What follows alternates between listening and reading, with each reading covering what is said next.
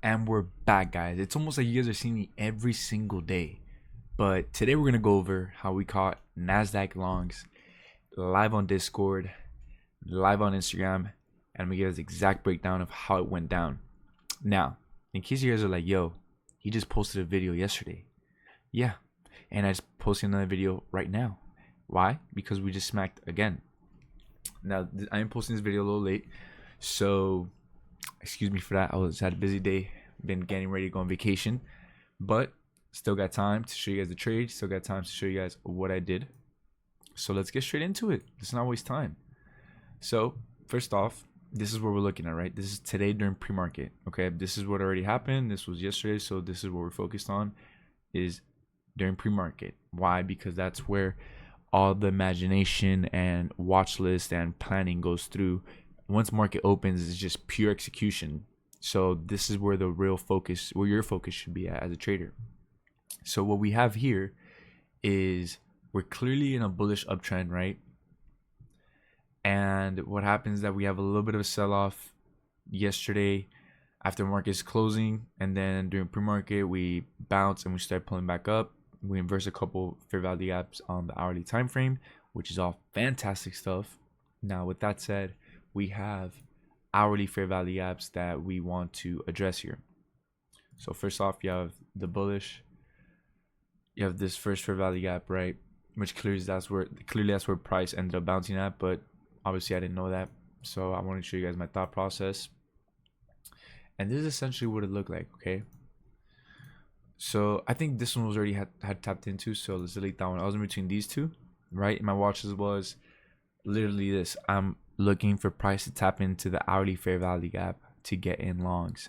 It was as simple as that. My watch doesn't even have that much. If you guys, the people who are in my Discord, if you guys go on my Discord, you guys will see that I didn't have much on the planning on the other than that, other than just looking for hourly tap, and then from there we execute properly, and that's exactly what we did. So let's get into that part now. We have two hourly bullish fair value gaps drawn up, and wait for market to open, right? I give the whole watch list on Discord, everything, blah blah blah. Okay, now we go to the 15. Now market is starting to open, right? As I said, the reason I didn't draw the other hourly fair value gap that was a little bit higher is because price tapped into it right here and then fully filled it over here, so it was no longer a valid area to me.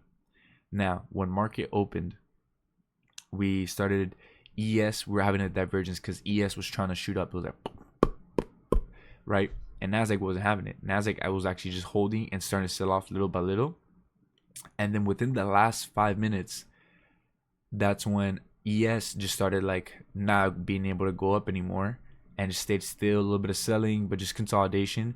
And then Nasdaq actually ended up selling off, and that's when it first tapped into this fair value gap, consolidated there for 3 minutes. Right, keep in mind there's 5 more minutes until 9:45 comes, which is when the 15-minute candle finishes forming. Right, this candle right here where my mouse is at finishes forming at 9:45.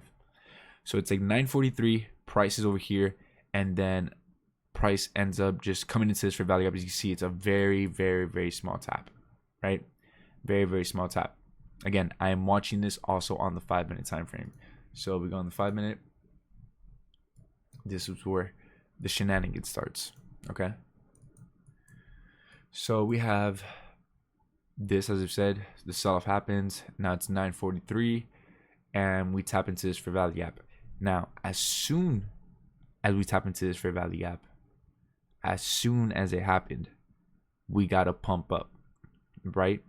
But there was a couple things that I was iffy about, and the reason I wasn't going to take it. For those of you who've taken my classes before, my mentorships, or seen my previous videos, I have certain rules that have to align to take any trade on the 5-minute, because me as a trader, I personally take my trades on the 15-minute time frame, so I need 15-minute confirmation, which again, for this type of trade, we couldn't wait 15 minutes. If we would have waited 15 minutes, let's see what it would look like. Something like, oh my god, I didn't even tune for value gap.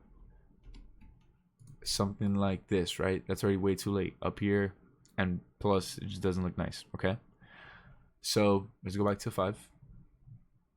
Now where we're at is price taps into this and it starts bouncing up, and that's already one green light. Okay, but as I said, if you guys know my rules and watch the videos, that's not all I need. I need some confirmation on the volume side, which is the lower side of the screen where you guys see these bars right here. I need some confirmation there. Okay. So the problem was that when price started bouncing up, there was absolutely no volume. Like the volume on this candle that ended up being up high was, if you guys look at my mouse, all the way down here, like below halfway, while price was bouncing up. Like price was already around here. So I was like, damn, like I'm not gonna take it because that could easily be a fake out anomaly, right? Now, what happened was, kid you not, 40 seconds left into 9:45, we got a huge spike into volume. I was looking at the level 2, I was looking at the time and sales table, and I was looking at the book map. Yeah, book map. Book map. I was looking at the time and sales level 2 and the heat map, book map. Yeah, I forgot what it's called. But I was looking at all 3 of those, and I saw buyers present at all times, and then I saw an increase in volume, as you can see right there. And as soon as it closed, I mean, guys, that is a sweet trade. Got in longs right there. Boom. Stop loss below that 5-minute candle low. First take profit is very simple. We go to the hourly again to look for external liquidity, because that's how I decide my take profits is on high time frame external liquidity. So our first take profit is pre-market high, which is right here, and then my second take profit, right, is yesterday's New York session high. Again, I said this all on my Discord, and my Discord is free. Take advantage. My Instagram and everything, Kev_trades. You guys can follow me from there. You guys can join the Discord, whatever. So we get in, and we're looking for a trade to look like this, right? This is essentially what we're looking for. Now, as you guys can see, once we hit first take profit, I said everybody trim, and I was a little skeptical about it because I don't normally take a lot of 5-minute entry trades. So what happens a lot is, because since it's a low time frame entry, it sometimes doesn't have the same amount of volatility as if you take it on the 15-minute, meaning that sometimes after just sweeping pre-market high, it'll reverse. So that's why I capitalized the word trim when I said it to everybody in my Discord that was taking a trade with me. I said trim now that it hit TP1, because it could possibly reverse.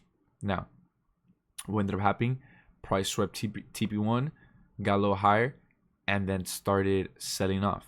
Now, keep in mind, one of my best skill sets that I've been practicing for years is how to properly manage a trade when already in the trade. So meaning price swept pre-market high, took profits, moved my stop loss to break even. So now no matter what the market tries to do to me, ain't taking my money. Okay? Ain't taking my money. At least today. Maybe tomorrow, but not today. So yeah, we swept that, sold off. I guess probably stopped some people out who got in late, and then from there we just consolidated a little bit and ended up shooting up until we ended up hitting at 12 o'clock. We had TP2, got all out. I was literally teaching a student when TP2 got hit. I didn't even know until I heard like my the trading view that makes a beep, like beep, and I was like, oh, there we go, just like that. We just hit TP2, and that's essentially the whole trade, guys. Pretty simple stuff. It's on how you manage a trade, because easily if this would have reversed and I didn't move my stop loss to break even, that could have been horrible.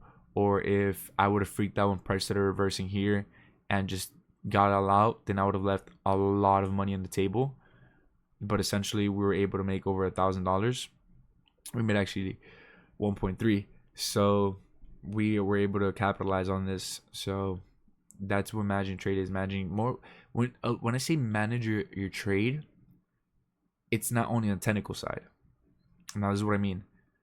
As I just gave you guys an example, I could have easily been like, damn, it's reversing, let me get out now, so it doesn't just take the rest of my profits to break even, right? But that's your emotions. That's you being greedy. That's you not sticking to your plan because you're freaking out that you're not gonna make as much money, blah blah blah, right? But you have to manage your emotions, my bad, and then manage your trade. To manage your trade, that's very important.